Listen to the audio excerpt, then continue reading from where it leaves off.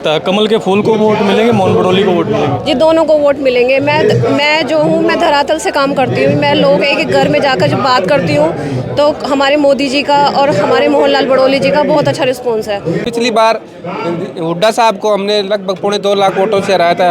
अब की बार कम से कम 4 लाख वोटों से हराएंगे। नमस्कार, आप देख रहे हैं हरियाणा स्पेस। मैं हूं अनिल खत्री। इस समय सोनीपत, जहां से भारतीय जनता पार्टी के जो लोकसभा के उम्मीदवार हैं मोहनलाल बड़ौली, उनके कार्यालय का उद्घाटन, और यहां पर बहुत सारे जो पार्टी के लीडर हैं वो यहां पर पहुंचे हुए हैं। तो छबड़ा साहब, जैसे अब टिकट दिया भारतीय जनता पार्टी ने, क्या माहौल लगता है सोनीपत में? यहाँ सोनीपत में एक तरफा माहौल बीजेपी का है। मोहनलाल बड़ौली की अपनी एक छवि है, उस छवि के आधार पे भी इनको बीजेपी से वोट तो मिलने ही है, और छवि के अनुसार इनके ज़्यादा वोट मिलेंगे छवि से। लेकिन आम लोगों की बात करें, लोगों में चर्चा है कि भाई कमल का फूल तो काफ़ी मजबूत था, लेकिन उम्मीदवार मुद्दा उतार दिया। ऐसा कुछ नहीं है, उम्मीदवार तगड़ा है, हमारा मुद्दा नहीं है।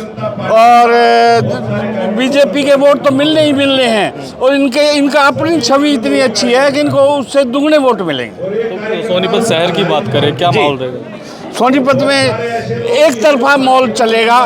पिछली बार 42,000 वोटों से बीजेपी जीती थी। अब मैं दावे से कहता हूँ, तो विधायक भी हार गया, मेयर भी हार गया, विधायक भी आ रहा है, लेकिन मैं दावे से कहता हूँ अब की बार 45,000 कम से कम बढ़ के आएंगे जी। महिला शक्ति भी हमारे साथ है। क्या नाम है मैडम?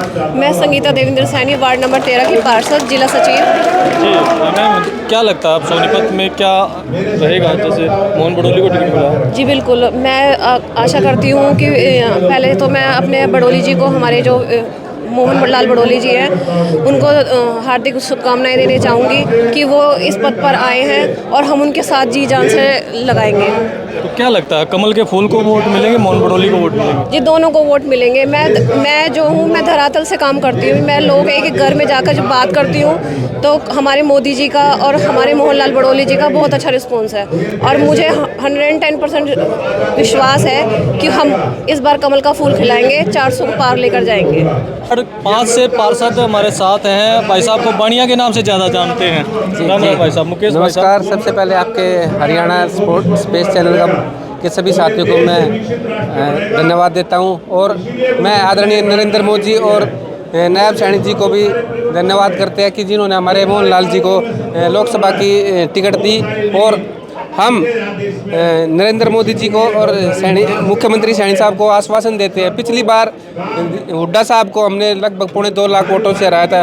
अब की बार कम से कम 4 लाख वोटों से हराएंगे, और ये लोकसभा की सीट हम जीत कर। आप भी प्रतिनिधि हैं, वार्ड के चुने हुए हैं, लोगों के बीच जाते हैं, हम भी लोगों से मिलते हैं। काफ़ी चर्चाएं होती हैं कि इस बार बड़ी चुनौती होगी यहाँ पर कमल का फूल जीतना। नहीं, ऐसी कोई चुनौती नहीं है, क्योंकि हरियाणा प्रदेश के मुख्यमंत्री जी पूर्व खट्टर साहब ने इतनी योजनाएं गरीब आदमियों के लिए दी है। जैसे पहले हम देखते थे कि बीपीएल कार्ड बनवाने के लिए लोगों को 10-10, 15-15 हज़ार रुपये देने पड़ते थे, पर आज घर बैठे बैठे उन लोगों को जो पात्र है उनको बीपीएल कार्ड बनाए जा रहे हैं। इस तरीके की आयुष्मान की स्कीम देख लो, 5 लाख हर साल का गरीब आदमी के लिए बीमा किया जा रहा है, जिसमें कि गरीब आदमी उसका लाभ उठा सकता है। तो ऐसी बहुत सारी योजनाएं हैं जो हरियाणा की सरकार ने आम आदमी के लिए दी है।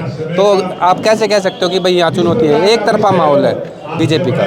काफ़ी कॉन्फिडेंस दिखाई दे रहा है आपकी बातों में। जी बिल्कुल, कॉन्फिडेंस क्यों नहीं है। एक बात, आदरणीय नरेंद्र मोदी जी के नेतृत्व में हमें 370 हटाई गई। राम मंदिर का उद्घाटन जो 500 साल तक ऐसे ये पड़ा हुआ था, लटका हुआ था, ये कांग्रेस वालों ने उनके खिलाफ 20-20 अपने वकील तैयार कर रखे थे। नरेंद्र जी मोदी जी के नेतृत्व में एक तरफा राम मंदिर का फैसला आया और भव्य मंदिर तैयार हो गया।